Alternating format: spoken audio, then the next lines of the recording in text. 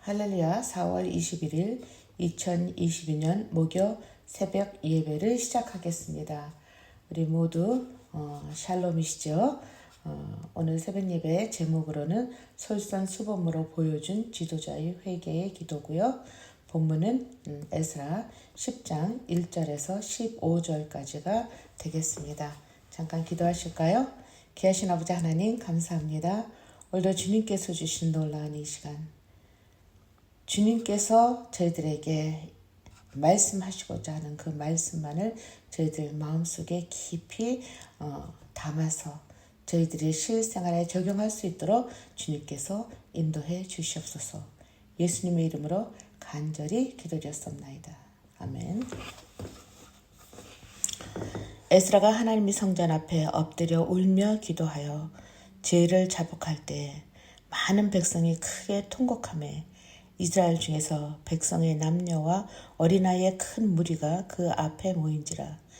엘람 자손 중 여히엘의 아들 스가냐가 에스라에게 이르되 우리가 우리 하나님께 범죄하여 이 땅 이방 여자를 맞이하여 아내로 삼았으나 이스라엘에게 아직도 소망이 있나니 곧 내 주의 교훈을 따르며 우리 하나님의 명령을 떨며 준행하는 자의 가르침을 따라 이 모든 아내와 그들의 소생을 다 내보내기로 우리 하나님과 언약을 세우고 율법대로 행할 것이라. 이는 당신이 주장할 일이니 일어나소서. 우리가 도우리니 힘써 행하소서 하니라. 이에 에스라가 일어나 제사장들과 레위 사람들과 온 이스라엘에게 이 말대로 행하기를 맹세하게 하며 우리가 맹세하는지라. 이에 에스라가 하나님의 성전 앞에서 일어나 엘리야십의 아들 여호하나니 방으로 들어가니라. 그가 들어가서 사로잡혔던 자들의 죄를 근심하여 음식도 먹지 아니하며 물도 마시지 아니하더니 유다가 예루살렘에 사로잡혔던 자들의 자손들에게 공포하기를 너희는 예루살렘으로 모이라. 누구든지 방백들과 장로들의 훈시를 따라 3일 내에 나오지 아니하면 그의 재산을 정몰하고 사로잡혔던 자의 모임에서 쫓아내리라 하매 유다와 베냐민 모든 사람들이 3일 이내에 예루살렘에 모이니 때는 9째 달 20일이라. 우리가 하나님의 성전 앞 광장에 앉아서 이 일과 큰 비 때문에 떨고 있더니 제사장 에스라가 일어나 그들에게 이르되 너에게 범죄하여 이방 여자를 아내로 삼아 이스라엘의 죄를 더하게 하였으니 이제 너희 조상들이 하나님 앞에서 죄를 자복하고 그의 뜻대로 행하여 그 지방 사람들과 이방 여인을 끊어버리라 하니 모든 회중이 큰 소리로 대답하여 이르되 당신의 말씀대로 우리가 마땅히 행할 것이니이다. 그러나 백성이 많고 또 큰 비가 내리는 때니 능히 밖에 서지 못할 것이요 우리가 이 일로 크게 범죄하였은즉 하루 이틀에 할 일이 아니오니 이제 온 회중을 위하여 우리의 방백들을 세우고 우리 모든 성읍의 이방 여자에게 장가든 자는 다 기한에 각 고리 장로들과 재판장과 함께 오며 하여 이 일로 인한 우리 하나님의 진노가 우리에게서 떠나게 하소서 하나 오직 아사엘의 아들 요나단과 디가의 아들 야스야가 일어나 그 일을 반대하고 무슬람과 레이 사람 삭부대가 그들을 돕더라. 아멘. 오늘 본문은 바벨 2차 포로 기한의 지도자이며 학사 에스라를 중심으로 일어난 개혁과 신앙 부흥운동 중에서 그 발단 부분으로 이스라엘의 이방인과의 통혼의 실태 고발과 에스라의 중보 회개 기도를 통해 실질적인 개혁 운동을 이야기를 하고 있습니다. 어제 그 새벽 예배에서도 얘기를 했지만요. 여기 10장 1절에서 5절에서는요. 에스라를 위시한 온 이스라엘 백성들의 통회와 스가냐라는 사람의 개혁운동의 제의에 의해 온 이스라엘 백성들이 이방인 아내와 소생들을 이스라엘 땅에서 내쫓기로 맹세한 사실이죠. 그리고 6절에서 15절까지에서는 예루살렘 총회를 통한 에스라의 개혁운동 추진 과정에 그것에 대한 백성들의 반응에 대한 기록으로요. 참 몰인정하게 느껴지죠. 사실 여지껏 함께 살던 아내를 이방인이라고 해서 이혼하고 고향으로 돌려보낸다는 것은 어찌 보면 그들의 인권을 무시한 것이며 또 사회의 가장 기초적인 중요한 공동체인 그 가정을 파괴하는 매우 잔인한 처사인 것처럼 보입니다.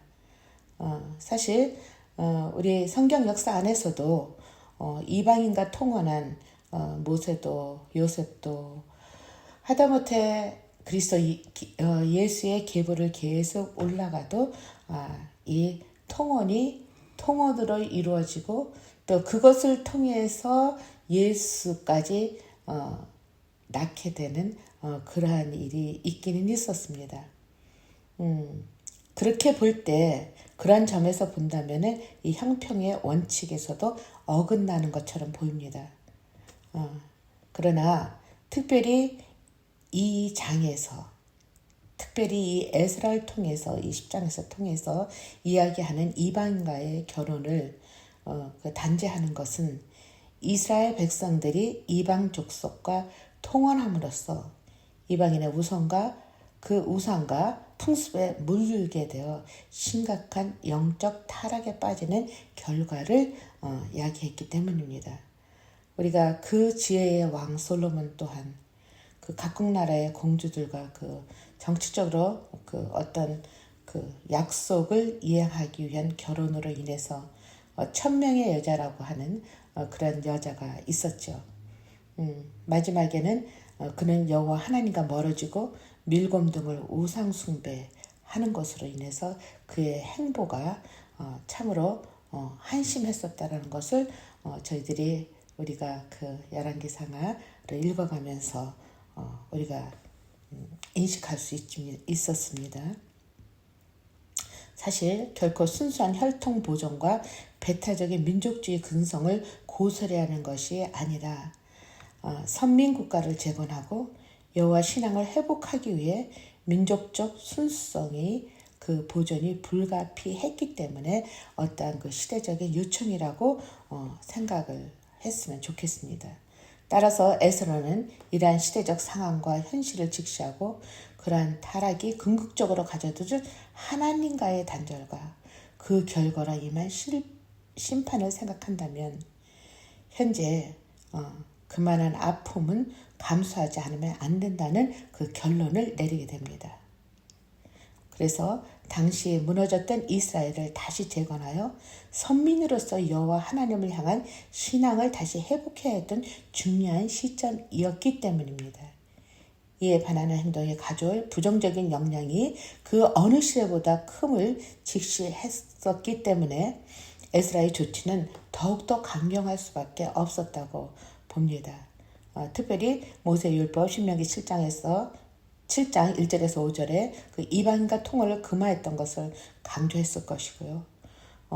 그런 것으로 봤을 때 지금 이 시대에 살아가는 우리에게 그 문자적으로 적용될 수는 없다고 생각이 들어집니다. 예수 그리스도 안에서 그 혈통적인 장벽이 사실 완전히 무너지고 유대인과 이방인이 함께 그리스도의 지체가 되었기 때문에 여기 에베소 3장 6절을 참고하시면 되죠. 다만 영적인 원리에 있어서는 오늘날 성도들에게도 이 법칙은 그대로 적용된다고 보면 되겠습니다. 물론 신약의 사도 바울도 고린도 교인들에게 교훈하기를 너희는 믿지 않는 자와 멍해를 같이 하지 말라. 고린도후서 6장 14절입니다. 이 말씀의 뜻은 사실 불신자와 교제를 완전히 단절시키라는 뜻이라기보다는요. 그 하나님의 백성으로 살아가야 할 그 인생의 길에 불신자와 함께 동반함으로써 그 생명의 길에서 떨어지는 그 불상사를 피하라는 뜻이라고 그렇게 생각하면 되지 않을까요? 다시 말해서 그 신앙의 순수성을 지키기 위해 하나님의 그리스도를 통하여 보여주신 생명의 길을 끝까지 달려가기 위해 우리 속에 박힌 채는 그 뿌리 하나까지라도 척결해내는 그 신앙적인 결단이 날마다 우리 삶 속에 요청되기 때문에 그것을 아주 강력하게 말하고 있다고 이렇게 생각이 들어집니다. 본문을 통해 구속사적인 하나님의 계획으로 태초부터 택한 이스라엘 선민의 역사 회복을 그 바사 즉 페르시아 고레스 왕을 감동시켜 포로 기한과 이방인의 반대 가운데도 그 성전 재건을 허락하시고 드디어는 택한 종 에스라를 통하여 선민의 필수 요건인 성결을 회복시키기를 원하셨다는 것입니다. 어찌 보면 이스라엘 백성을 최소한의 선민으로서의 자질과 자긍심을 유지할 뿐만 아니라 또한 메시아가 출현할 민족이 될 수 있게 하심으로써 그것을 통해서 하나님의 백성으로 제 문제를 해결함으로써 종결될 수 있음을 여기에서 암시하고 있다고 생각이 들어집니다. 이에 이 시대 구속사의 주역으로 부름받은 우리들이요. 우리들의 삶 속에서도 지금 단호히 끊어버리지 않으면 안 될 그 제 문제는 없는가를 돌아보아야 하지 않을까. 이것의 그 죄의 문제에 대해서는 에베소서 4장 17절에서 14절을 다시 한번 보시면 되겠습니다. 그래서요. 통혼이라고 하는 이런 부분에서 그저 인터메리지라고 하는 그것에 대한 개념이 아니라는 것을 알았으면 참 좋겠습니다. 여기에서 에스라가 또 이 당시에 같이 함께 했던 이 사람들의 그 진정성이 여기에서 왜곡되지 않았으면 참 좋겠죠. 그래서요, 어떻게 보면 저희들이 삶 속에서 진정한 회개는 먼저 죄를 인식하고 또한 그 죄를 고백함과 동시에 죄된 행동을 끊어버리는 것에 있습니다. 사실 이러한 죄들이 하루아침에 해결되는 것은 아니기 때문에 시간이 필요하겠죠. 그래서 아마도 여기에 에스라도 요나단과 야스야가 시간적 여유를 주지 말고 즉시 즉결로 할 것을 제안하지만 에스라는 얘기를 하죠. 사안이 크고 복잡하니 시간의 여유를 달라는 그 회중의 요청을 받아들인 것. 그래서 그 에스라, 즉 제사장으로서의 부여된 권한을 사용하여 다른 사람들을 강압하거나 자기가 원하는 방향으로 무리하게 이끌고 나가기보다는 먼저 다른 사람들의 마음을 감동시킬 수 있도록 솔선수범하는 자세로 그렇게 자신이 회개를 하면서 이러한 그 죄를 통해서 하나님께서 원하시는 그 성결한 선민의 그 자질을 다시 한번 생각해 보게 된 거죠.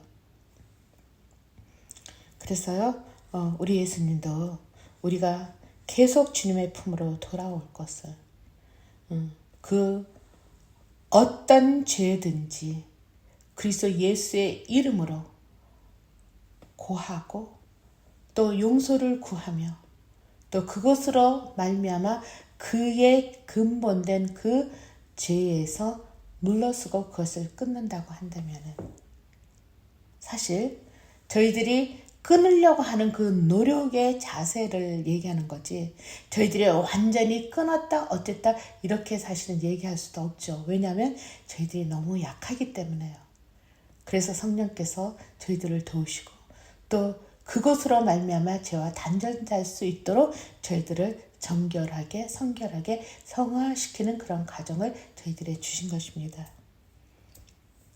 그래서 여기에서 에스라처럼 스스로 본이 되어 여기에서 나부터 회개의 기도로 시작해서 했던 것처럼 오늘날 이 말씀과 함께 저 자신 또한 저부터 솔선해서 저희들이 여러 가지 주님 앞에 또는 사람 앞에서 말할 수 없는 많은 것들을 주님 앞에 회개를 통해서 하나님과 더 가까워질 수 있는 그런 시간들이 됐으면 참 좋겠습니다. 그래서 결코 회개는 입술의 회개에 그치지 않고 손발까지 회개가 이루도록 저희들이 힘써야 되지 않을까 하는 생각이 들어집니다. 예, 오늘 이 말씀을 통해서 저희들이 그 어떤 사건, 그 한 사건을 통해서 그 옛날과 지금은 달라라고 하는 그러한 것으로 보는 것이 아니라 이 전체가 그리스도의 영적인 순수성, 저에게서 그렇지 않습니까? 점집에 간다. 또 주님보다 더 사랑하는 그 어떤 것으로 인해서 애착심을 통해서 오로지 그것에 몰두하는 그 어떤 것 또한 결국은 그것을 통해서 주님과 가까워지는 것이 아니라 주님과 더 멀어지게 된다고 한다면 그런 모든 것들을 내려놔야 되지 않을까 하는 그런 생각이 들어집니다. 기도하겠습니다. 귀하신 아버지 하나님 감사합니다.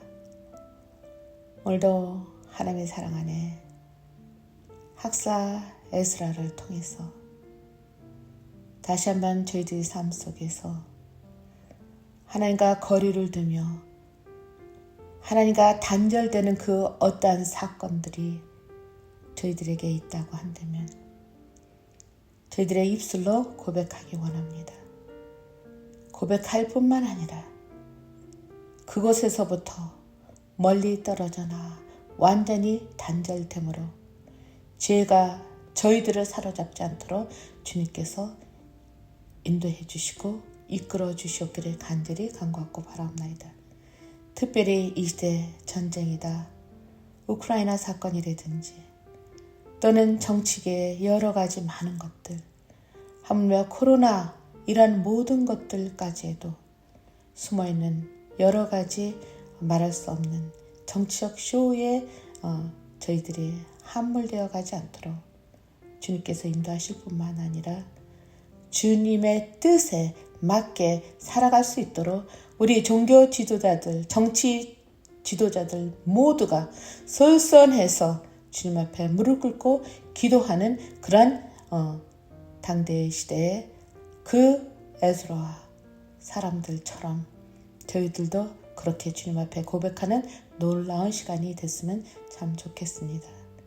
우리 구주 예수님의 이름으로 간절히 기도드렸습니다. 아멘. 이제는 우리를 죽음에서 건져내신 그 그리스도의 은혜와 하나님의 넓고 크신 그 사랑과 또 성령의 기름 부으심의 놀라운 역사가 저희들 삶 속에서 끊어낼 수 없는 것들을 끊을 수 있는 용기와 결단을 할 수 있도록 오늘도 마음에 굳은 맹세를 하는 당신의 귀한 우리 아름다운 교회 교우들과 또 이 예배를 같이 하는 모든 당신의 백성들 위해 영원히 함께 하시기를 간절히 축원하옵나이다.